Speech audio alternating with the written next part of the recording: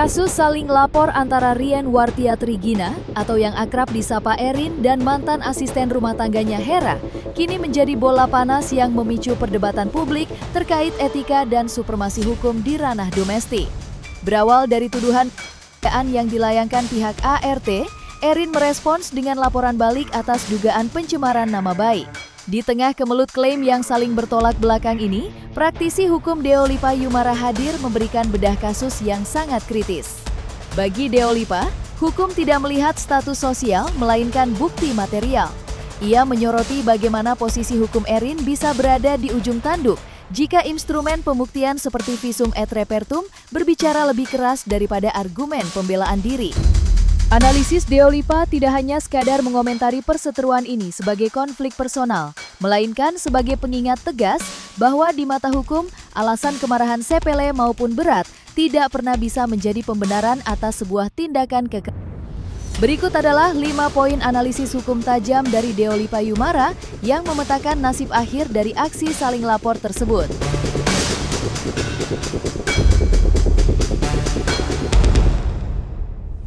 Dalam setiap kasus dugaan kekerasan fisik, adu argumen antara pelapor dan terlapor seringkali menemui jalan buntu. Klaim sepihak dan pembelaan diri kerap mengaburkan fakta yang sebenarnya terjadi di balik pintu tertutup.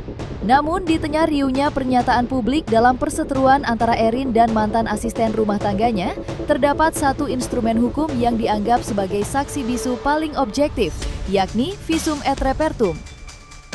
Praktisi hukum, Deolipa Yumara memberikan penekanan khusus pada poin ini. Baginya, kasus ini bukan sekadar soal siapa yang lebih dulu melapor atau siapa yang lebih meyakinkan dalam berbicara di depan media. Deolipa menilai bahwa hasil visum adalah jangkar utama yang akan menarik kasus ini ke arah kepastian hukum. Mari kita bedah lebih dalam mengapa Deolipa Yumara meyakini bahwa hasil visum ini akan menjadi titik balik yang menentukan posisi Erin di hadapan penyidik.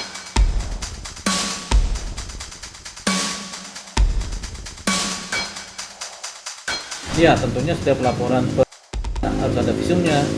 Makanya ketika laporannya diterima, berarti kan ada hasil visum dari rumah sakit, sehingga kita beranggapan ini terjadi memang penganiayaan. Kan nanti kan ada saksinya siapa aja, kemudian CCTV, kemudian ya walaupun sudah nomornya hilang, tapi kan nanti akan kelihatan tuh dari visum. Visum ini kan nggak cuma visum fisik ya, tapi visum psikologis juga dijalankan.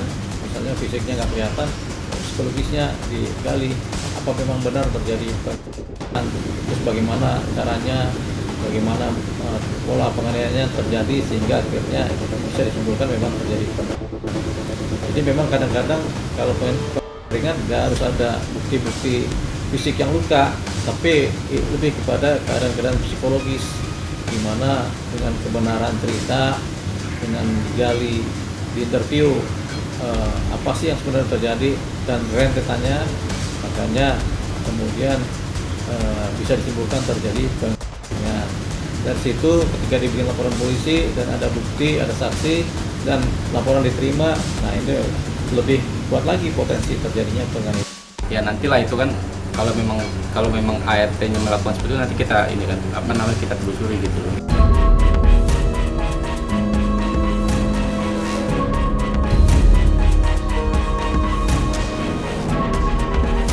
Di satu sisi, pihak ART berdiri dengan tuduhan penganiayaan. Sementara di sisi lain, pihak Erin secara tegas menepis tuduhan tersebut dengan mengklaim telah mengantongi bukti-bukti kuat untuk mementahkan setiap tudingan yang diarahkan kepadanya. Namun, di mata praktisi hukum Deolipa Yumara, keyakinan pribadi tidaklah cukup untuk membendung proses hukum yang berjalan. Deolipa memberikan peringatan keras bahwa pintu menuju status tersangka kini terbuka lebar bagi Erin jika instrumen hukum bekerja secara objektif.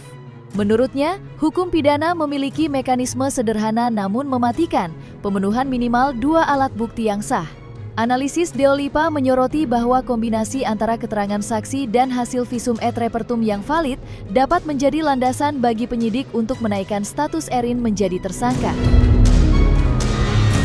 Meskipun pihak Erin mengklaim memiliki senjata pembelaan yang kuat, Deolipa mengingatkan bahwa dalam delik kekerasan, keberadaan bukti fisik seringkali memiliki bobot yang lebih berat. Lantas, sejauh mana klaim kekuatan bukti dari pihak Erin mampu bertahan di hadapan analisis hukum Deolipa Yumara?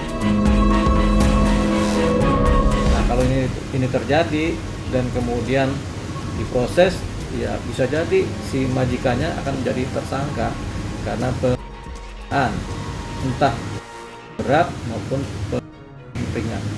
Berat itu menimbulkan cacat permanen. Jadi tidak meninggal tapi menimbulkan cacat permanen, misalnya satu orang dia matanya kena pukul atau matanya kena kekerasan sehingga matanya kemudian buta, tidak bisa melihat lagi dan seterusnya. Atau seseorang dia sehingga tangannya patah dan tangannya lumpuh, tidak bisa diapa-apain juga. Itu yang disebut sebagai berat. Kalau ringan mungkin hanya memar-memar saja, dalam seminggu 2 minggu sembuh gitu. Nah, kalau gegar otak karena dipukul itu berat karena menyebabkan cedera jangka panjang. Jadi perbedaan antara berat dan ringan adalah kalau berat itu membuat cacat permanen, kalau ringan hanya dalam 1 minggu, 2 minggu, 3 minggu memar saja dan bisa pulih. Semua sudah ada bukti-buktinya, CCTV yang di rumah, saksi-saksi ART yang ada di rumah, security terutama. Jadi nanti biar proses. Ya.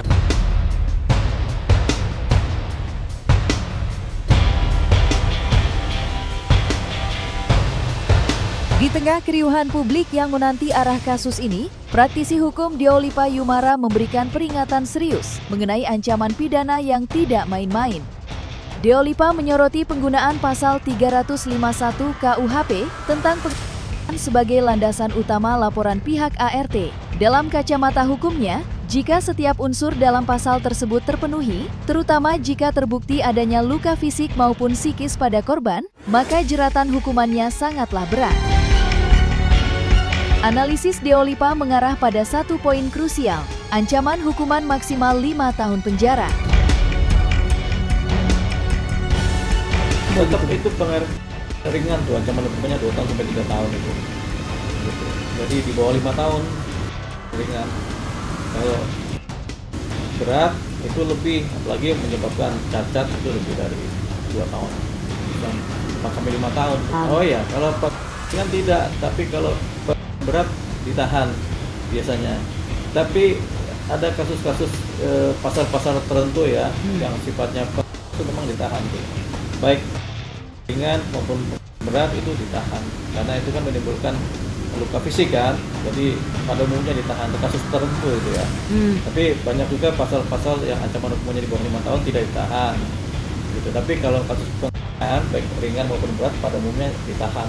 Kalaupun nggak ditahan tentu ada syarat-syarat, misalnya wajib lapor Senin Kamis, Selasa Jumat misalnya.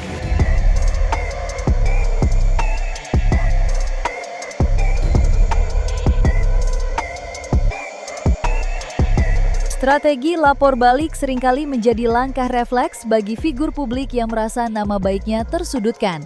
Hal inilah yang dilakukan oleh Erin Taulani saat menghadapi tuduhan dari mantan asisten rumah tangganya. Erin melayangkan laporan terkait dugaan pencemaran nama baik, sebuah upaya hukum untuk memulihkan citra dirinya di mata masyarakat. Namun, dalam kacamata hukum yang lebih dingin dan objektif, langkah ini bisa menjadi pedang bermata dua yang justru tumpul di tengah jalan. Praktisi hukum Deolipa Yumara memberikan analisis yang menohok terkait efektivitas laporan balik tersebut. Menurutnya, ada sebuah prinsip fundamental dalam hukum pidana dan UU ITE, kebenaran bukanlah pencemaran nama baik. Deolipa memprediksi bahwa laporan Erin memiliki peluang besar untuk gugur atau dinyatakan nihil oleh penyidik jika fakta material pengadilan berhasil dibuktikan oleh pihak ART. Kemarin SPKT telah menerima beberapa laporan polisi yang salah satunya adalah terkait perkara pencemaran nama baik dan fitnah. Pada laporan tersebut, sebagai pelapor adalah seseorang berinisial RT. Kemudian laporan diterima dengan nomor 1697/4 Romawi 2026 SPKT Polres Metro Jakarta Selatan tertanggal 30 April 2026. Isi laporan saudara inisial RT tersebut melaporkan bahwa ia mengalami pencemaran nama baik dan atau fitnah.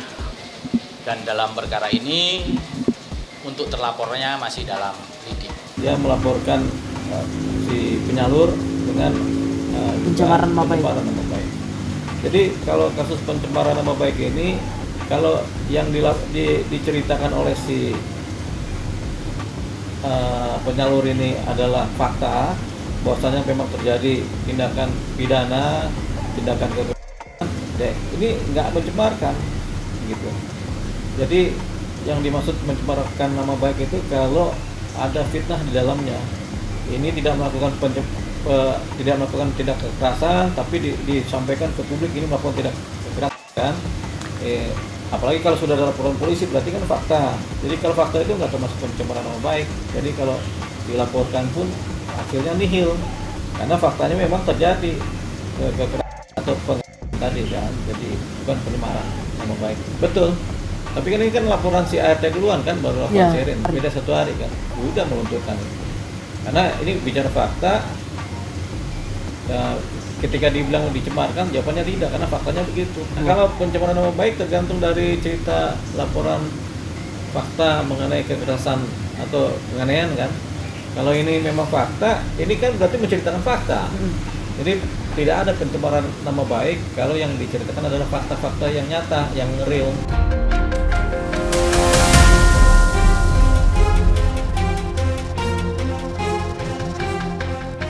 Di balik pintu sebuah rumah, seringkali terjadi gesekan antara majikan dan asisten rumah tangga yang dipicu oleh hal-hal sepele. Dalam kasus Erin Taulani, sebuah jendela yang lupa tertutup diklaim menjadi pemantik api kemarahan yang berujung pada dugaan tindakan. Praktisi hukum Deolipa Yumara memberikan perspektif yang jernih dan tanpa kompromi mengenai batasan ini. Ia menegaskan sebuah prinsip hukum yang fundamental. Motif tidak pernah bisa menghapuskan tindak pidana.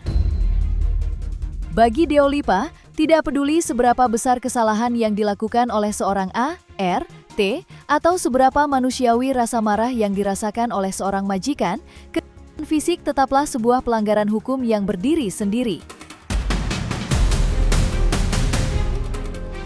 Saya dipukul pakai sapu katanya. Terus dia bilang, kenapa?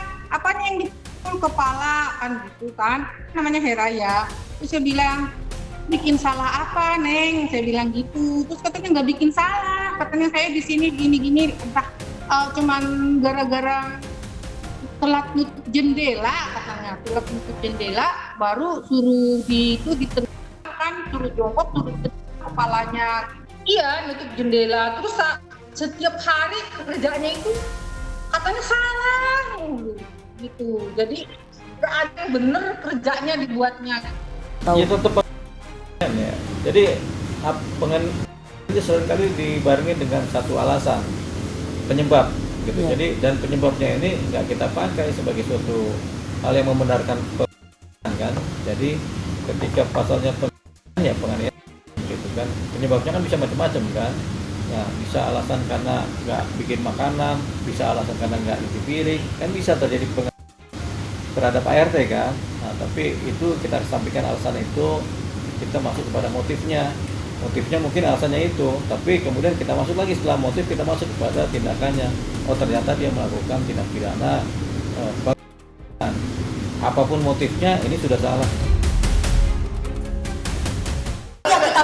Pasti kita pengen mengedepankan ekspresinya, mengedepankan estetika. Jelas tadi mendengarkan.